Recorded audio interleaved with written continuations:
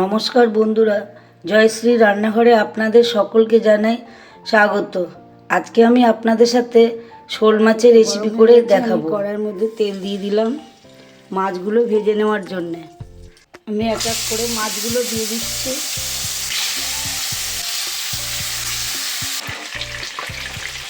মাছগুলো ভাজা হয়ে গেছে, আমি এখন তুলে নিচ্ছি।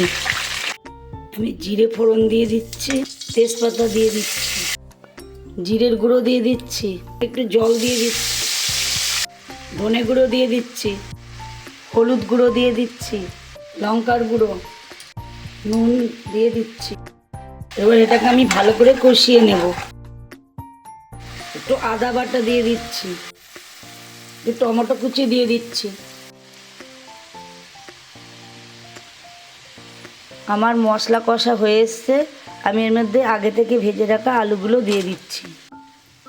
আমি এবার জল দিয়ে দিচ্ছি। আমি এর মধ্যে এক এক করে ভাজা মাছগুলো দিয়ে দিচ্ছি। আমি ভেজে রাখা ফুলকপিগুলো দিয়ে দিচ্ছি। আমি এর মধ্যে দুটো কাঁচা লঙ্কা দিয়ে দিচ্ছি, একটু গরম মশলা দিয়ে দিচ্ছি। আমি এর মধ্যে একটু বাতাসার গুঁড়ো দিচ্ছি ব্যালেন্সটা ঠিক রাখার জন্যে। আপনারা বাতাসার বদলে চিনিও দিতে পারেন, আর না দিলে না দিতেও পারেন।